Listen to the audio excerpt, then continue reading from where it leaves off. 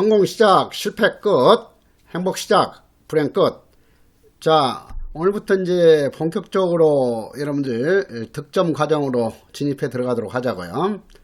오늘 첫 시간에 진도 나갈 부분 예고했듯이 378페이지 제2편 3장 소년사법정책론부터 들어가도록 하자고요. 제1절 소년사법의 개관에 대해서 설명하고 있죠. 자, 그래서 여기 보시면은 이 소년사법정책론의 의의, 이것은 이제 간단하게 한번 이해를 해두면 되겠죠. 그래서 이 소년사법 분야에서는 소년이 이런 미완성 상태에 있기 때문에 그만큼 쉽게 교정 교화가 될 수 있는 대상이다 하는 것을 전제를 하고 있어요. 그래서 보통 이 형사정책 분야에 있어서 소년을 비유하기를 굳지 않는 진흙으로 비유를 하고 있어요. 자, 그래서 소년사법의 의의와 관련해서는 이해할 것이 바로 보호주의를 가장 중요한 이념으로 삼고 있다 하는 거예요. 자, 그래서 이 보호주의, 이것은 바로 이어서 뒤에서 이제 소년 보호 원칙으로서 설명이 될 거예요. 그래서 소년 보호 원칙, 이것은 금년에 이제 첫 해 시험이기 때문에 소년 보호 원칙은 한 문제 출제될 가능성이 90% 이상이에요. 그래서 바로 뒤에서 자세히 정리하도록 하자고요. 그 다음에 소년 사법과 관련된 여러 가지 법률들, 그래서 소년 사법에 있어서 가장 중요시돼야 할 것이 바로 이 소년법하고 그 다음에 보호소년 등의 처우에 관한 법률이죠. 그래서 이 보호소년 등의 처우에 관한 법률도 과거에는 소년원법이라고 이렇게 법률 명칭이 돼 있었어요. 그랬다가 이제 소년원법 하게 되면은 이 소년분류심사원에 대해서 규정한 내용이 빠져버리게 되죠. 그래서 이 부분을 감안해서 그 뒤에 2007년에 보호소년 등의 처우에 관한 법률 이렇게 바꾼 거예요. 그래서 앞으로 이 법률 명칭에 있어서 이 등자가 들어있으면은 이 등자, 이것은 이제 어떤 의미를 담고 있냐 하게 되면은 이 등자에는 여기에 명시되어 있는 내용 이외에 뭔가 다른 사항이 들어있다 하는 의미예요. 등. 그래서 앞으로 뒤에서도 마찬가지로 여기 보호관찰 등에 관한 법률에 있어서 등이 있죠. 그러니까 이런 것의 의미는 보호관찰뿐만 아니라 그 밖에 다른 것에 대해서도 규정한 법률이다, 이 뜻이에요. 그래서 보호소년 등이 처우하는 법률에 있어서도 이 보호소년에 대해서만 규율하는 법률이 아니라 바로 이제 이 보호소년 등이 처우하는 법률 앞으로 공부하겠지만은 여기에서 규율 대상으로 삼고 있는 소년은 세 종류다 하는 것을 확실히 기억해야 될 거예요. 그래서 보호소년과 위탁소년, 유치소년의 처우에 관한 법률, 이 의미를 담고 있어요. 그래서 앞으로 이 보호소년하고 유치소년, 위탁소년은 어떤 차이가 있는가, 이것도 확실하게 좀 구분할 필요가 있어요. 그래서 이것은 그냥 가장 기초적이고 상식적인 내용이기 때문에 지금 여러분들이 이해를 해 놓도록 하세요.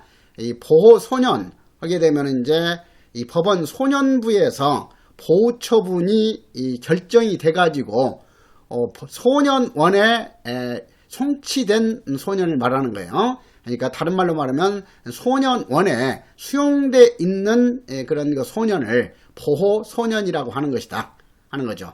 그 다음에 이제 이 등자에 포함되어 있다고 설명했던 위탁소년과 유치소년의 경우에는 이 소년원에 수용되어 있는 사람이 아니라 소년분류심사원에 수용되어 있는 사람이다 하는 의미로 이해할 필요가 있죠. 자, 그래서 이 보호소년 등의 처우에 관한 법률에서 규율하고 있는 그 기관은 소년원과 소년분류심사원이다 하는 거. 그래서 이 소년원은 항상 소년교도소하고는 본질적으로 다른 기관이다 하는 것을 구분할 필요가 있어요. 소년원은 특수한 학교이지 형집행기관이 아니죠. 그렇지만은 김천 소년교도소는 형이 확정된 소년 수용자를 수용을 해가지고 징역형을 집행하는 기관이에요. 그래서 이 소년원에 다녀오게 되면은 전과자가 되지 않지만은 소년교도소에 다녀오게 되면은 당연히 전과자가 되는 거죠. 자, 그래서 가장 기초적인 것이지만은 소년원과 소년분류심사원은 본질적으로 다른 기관이다 하는 거. 그래서 이 보호소년 등이 처우하는 법률에 있어서는 소년교도소와 소년분류심사원의 조직과 기능, 기타 소년의 교정교육에 관하여 필요한 사항을 규정함을 목적으로 한다 하면 그게 함정이죠.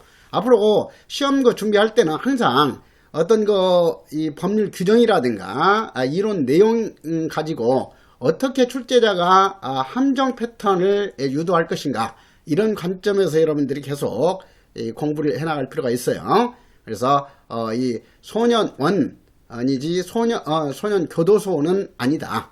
그래서 항상 이 소년원이라는 그런 단어가 들어있는 선지가 있을 때는 혹시 소년교도소로 이렇게 뒤바꾸는 함정이 아닌지, 이런 것을 좀 주의할 필요가 있다 하는 거예요. 그 다음에 이제 보호관찰 등에 관한 법률에 있어서도 보호관찰 이외에 바로 사회봉사명령, 수강명령, 갱생보호에 대해서 규율을 하고 있다 하는 것을 알 수 있죠. 자, 그래서 이 보호관찰 등에 관한 법률도 여러분들 직무하고 아주 밀접한 관련이 있는 법률이기 때문에 이 보호관찰 등에 관한 법률도 소년법이나 보호소년법에 못지않게 시험 출제 비중이 높은 법률이다 하는 거예요. 자, 그래서 이 보호관찰 등에 관한 법률에 있어서 규율하고 있는 이 처분들은 사회 내처우에 해당하는 그런 처분들이에요. 그래서 보호관찰 등에 관한 법률에서 규율하고 있는 4가지 사연의 처우가 무엇이냐 하는 것 가지고 출제가 될 수 있으니까 보호관찰은 당연히 알 수 있죠. 그렇지만 이 숨겨져 있는, 등자에 숨겨져 있는 사회봉사명령과 수강명령, 갱생보호를 기억해야 된다. 그래서 여기에서도 이제 구체적으로 좀 함정 패턴을 제시한다면, 이 보호관찰 등에 관한 법률은 보호관찰, 사회봉사명령, 수강명령, 이수명령의 시행 절차를 규정하고 있다라든가, 전자장치 부착명령을 집어넣는다든가, 이렇게 해서 함정을 유도할 수 있어요. 그래서 가장 기초적으로 보호관찰 등에 관한 법률은 사연의 처우에 관한 절차를 규정한 대표적인 법률로서 여기에 들어있는 사연의 처우는 보호관찰, 사회봉사명령, 수강명령, 갱생보다 하는 것은 반드시 기억을 해야 돼요. 그 다음에 아동복지법에 있어서 주로 출제가 되는 것은 이 아동복지법에서 규율하고 있는 대상 연령이죠. 그래서 이 소년법에 있어서 소년이나 보호소년 등이 처우하는 법률에 있어서 소년은 19세 미만자예요.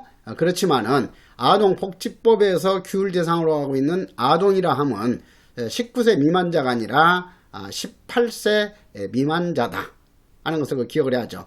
그래서 앞으로 법령에서 출제자가 제1차적으로 함정을 유도해가지고 출제하는 것이 바로 숫자 관련 내용이죠. 그래서 특히 여기에서는 숫자 18세 미만인지 19세 미만인지를 잘 구분해야 돼요. 그리고 한 걸음 더 나아가서 조조와 같은 꽤가 많은 그런 출제자가 교묘하게 함정 유도한다면은 이제 18세나 19세 이것은 맞는 걸로 이렇게 제시하면서 살며시 그 뒤에 단위를 바꾸는 함정 패턴을 만들 거예요. 18세 미만 이것을 18세 이하로 바꾸면은 전혀 다른 내용이 되어버리기 때문에 그것은 명백하게 틀린 것이다. 그래서 앞으로 여러분들이 습관적으로 기계적으로 이런 숫자하고 그 다음 단위까지 주의하는 그런 연습을 해나갈 필요가 있어요. 자, 먼저 기본적으로 그 차이점을 설명한다면은 미만이라고 했을 때는 어떻습니까? 해당 숫자가 들어가요, 안 들어가요? 미만에는 18세 미만 하면 18세는 포함되지 않죠. 그런데 이것을 살며시 이제 18세 이하로 함정을 유도한다면 그 18세 이하로 바꾸면 18세까지 포함이 되어 버리는 거예요. 그러니까 아동복지법에서 규율 대상으로 삼고 있는 그 연령은 만 17세까지이지 18세는 포함되지 않아요. 그리고 뒤에 바로 소년법에서도 나오지만은 소년법에서 규율하고 있는 소년이라 하면 19세 미만자를 말한다 이렇게 됐기 때문에 소년법이나 보호소년 등에 처해하는 법률에서 규율하고 있는 연령은 만 18세까지이지 19세는 해당되지 않는다. 그러니까 19세가 된 순간 그 사람은 소년이 아니라 이제 성인이 되기 때문에 소년법은 적용될 수가 없는 거예요. 그래서 이 소년법과 보호소년 등에 처해하는 법률의 그 적용 대상은 18세까지이지 19세는 해당되지 않는다 하는 것도 확실하게 여러분들이 이해를 하고 있어야 되겠어요. 그 다음에 이제 이 청소년 보호법에 있어서도 주로 출제가 되는 것이 주로 이 내용이에요. 단순히 청소년 보호법이나 아동 청소년 성보에 관한 법률에 있어서 이 청소년이라 하면 19세 미만자를 말한다면 틀린 지문이 되어버리는 거예요. 왜냐하면은 바로 19세 미만이면서도 이 19세가 되는 해에 1월 1일을 맞이한 자는 이 청소년 보호법에서 19세 미만 청소년에 해당되지 않는다고 규율을 하고 있는 거예요. 자, 그래서 이 제외된다. 그래서 앞으로 그 시험에 있어서도 이 제외된다 이것은 뭘로 잘 바꾸겠어요? 출제자들이 포함한다로 잘 바꿔요. 그래서 이런 거 제외 나오면은 이 포함인지 제외인지 이것을 항상 명확하게 구분하도록 해야 돼요. 그래서 여러분들이 앞으로 그 공부할 때 이 시험장 들어가지고 순간적으로 실수 없이 헷갈리지 않고 문제를 풀려면은 항상 그 해당 법조문이라든가 이런 거 가지고 무조건 암기하려고 해서는 안 되고 암기하는 것보다 더 중요한 것이 출제자들이 어떤 패턴으로 함정을 주로 유도할 것이다 하는 것을 예측하면서 이렇게 연습하는 거예요. 그래서 앞으로 이렇게 연습하다 보면은 19세 이렇게 하면서 이제 미만인지 이하인지가 기계적으로 바로 그 초긴장 상태에서 바로바로 눈에 띄게 되는 거예요. 그런데 이제 그런 훈련이 돼 있지 않는 사람은 그냥 숫자가 중요하지 해가지고 숫자에만 이렇게 집중하다 보면 여기에 초점을 맞추다 보면은 단위 바꾼 함정이라든가 이런 것이 순간적으로 발견이 되질 않아요. 그래서 항상 그런 훈련을 좀 계속 해나갈 필요가 있다는 거. 그래서 청소년 보호법도 이제 일단 여기에서 그 교재에서 규율하고 있는 핵심적인 내용 정도는 어떤 것을 규율하고 있는지 아는 것을 좀 알아둘 필요가 있죠. 그 다음에 아동 청소년 성보에 관한 법률도 내년 시험 2024년 여러분들 첫 번째 시험에 있어서 한 문제 정도가 출제가 될 걸로 예상이 돼요. 그래서 이 첫 번째는 아까 청소년 보호법처럼 19세 미만자를 규율 대상으로 하는 것이 아니라 연 19세 미만자, 그러니까 만 19세 미만자가 아니에요. 만 19세 미만자 하게 되면은 이 19세가 되기 전의 순간까지는 다 적용 대상이 되는 거죠. 그러니까 예를 들어볼까요? 한번 소년법에 있어서 소년이라 하면은 19세 미만자를 말한다 이렇게 규율이 되어 있어요. 소년법 2조에서. 그러니까 이제 예를 들면은 2024년 12월 30일이 돼야 이제 만 19세가 된다 하게 되면은 2024년 12월 29일까지는 소년법이 적용이 되지만 2024년 12월 30일이 되는 순간 30일이 땅 되는 자정 넘기는 순간부터는 소년법이 적용되지 않는 거죠. 자, 그러니까 소년법은 만 19세 미만을 기준으로 하는 거예요. 아동복지법에 있어서 18세 미만도 만 18세 미만이죠. 근데 여기서는 청소년 보호법과 아동 청소년 성보에 관한 법률에 있어서는 연 19세 미만이다 라고 강조한 것은 왜 그러냐면은 아까 설명했듯이 자 지금 그 해당 소년이 2024년 12월 30일 돼야만 만 19세가 되는 순간인데 이 청소년 보호법은 어떻게 한다고요? 바로 2024년 내에 만 19세가 되기 때문에 이런 경우에는 청소년 보호법이나 청소년 성보에 관한 법률 그 경우에는 2024년 1월 1일부터 아예 이 규율 대상에서 제외가 되는 거죠. 자, 그러니까 지금 청소년 보호법이라든가 아동 청소년 성보에 관한 법률, 특히 이제 이 청소년 보호법에 있어서는 19세 미만이 되는 사람은 술집이라든가 이런 데 출입하지 못하도록 규율 하고 있잖아요. 그리고 담배도 피우지 못하도록 담배값에 그렇게 경고 문구를 붙이고 있어요.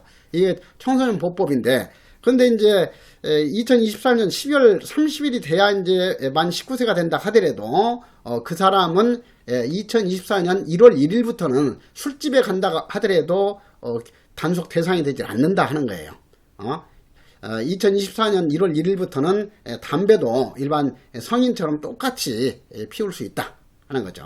자, 그래서 연령과 관련해서도 연 19세 개념하고 만 19세 개념은 여기에서 확실하게 좀 알아둘 필요가 있다 하는 거.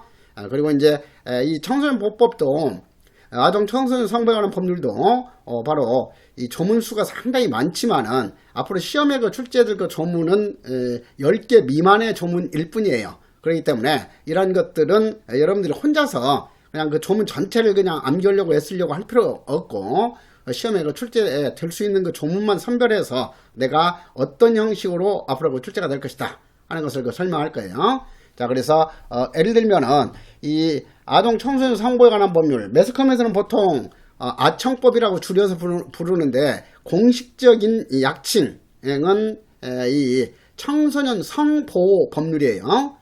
청소년 보호법이 아니라 청소년 성보호법이다. 약칭은.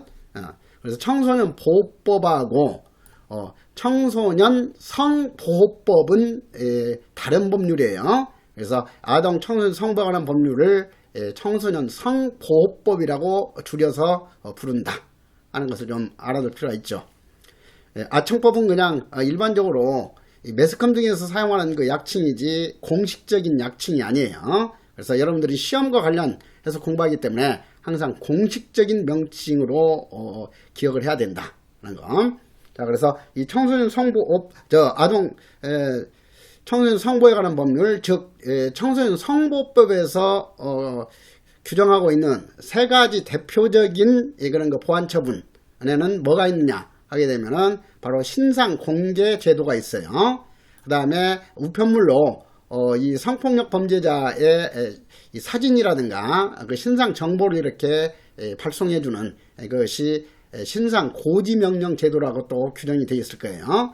그 다음에 이제 이 성폭력 범죄자에 대해서는 이 아동 청소년과 관련된 그런 거 교육기관이라든가 뭐 병원이라든가 이런데 취업할 수도 없고, 그 다음에 그런 기업을 그런 사업체를 운영할 수 없도록 또 제한하고 있죠. 이것이 취업 제한 명령이죠. 그래서 청소년 성보호법에서 규율하고 있는 세 가지 대표적인 그 보완 처분에는 신상 공개 제도와 신상 고지 명령 제도, 그리고 취업 제한 명령 제도가 있다 하는 거. 그러면서도 이제 지금 개괄적으로 앞으로 여러분들이 어떻게 그 시험 준비를 해야 되는가 하는 것을 한번 언급을 해준다면, 여기서 이제 신상 공개 제도 같은 경우에는 그 대상자가 성폭력 범죄를 범한 대상자가 아동 청소년인 경우에는 신상 공개나 신상 고지를 할 수 없도록 이렇게 단서에서 규정을 하고 있어요.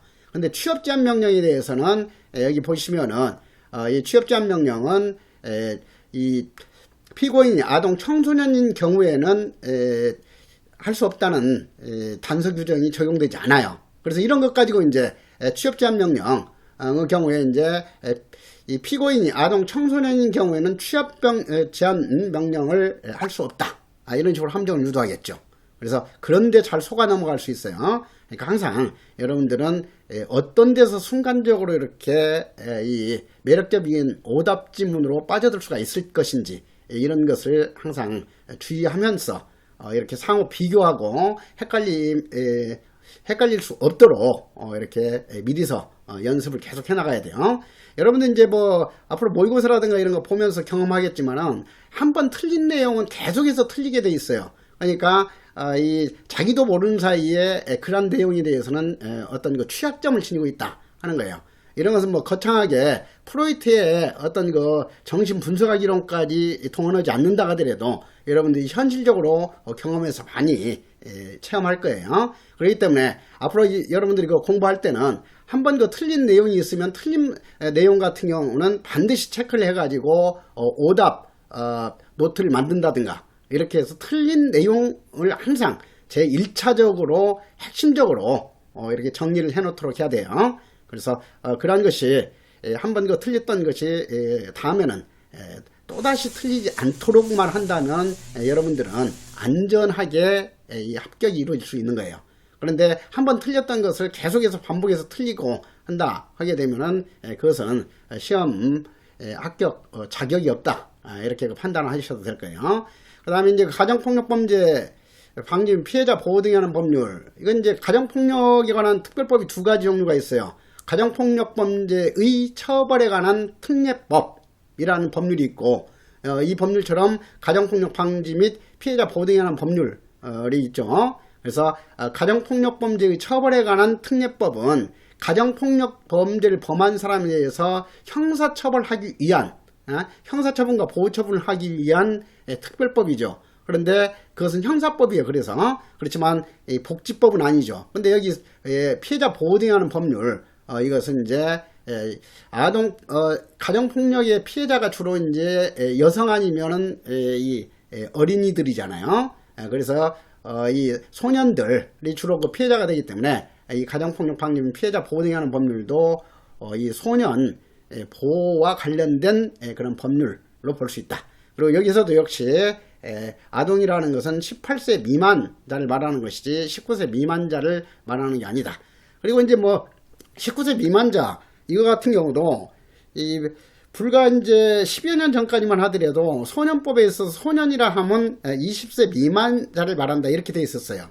그랬다가 이제 지금은 저연령화 추세에 있기 때문에 소년법도 이제 개정을 해가지고 19세로 낮췄죠. 그러니까 그냥 아예 19세 미만자를 말한다 이렇게 해서 틀린 선지가 만들어질 수 있어요. 그러니까 항상 여러분들이 시험 준비할 때는 관련 내용과 관련해서는 앞으로 이 시험에서 실제로 출제 가능성이 높은 매력적인 오답 선지의 내용이 무엇일까? 이것을 염두에 둘 필요가 있어요. 그래서 강의가 좋은 것이 그거죠.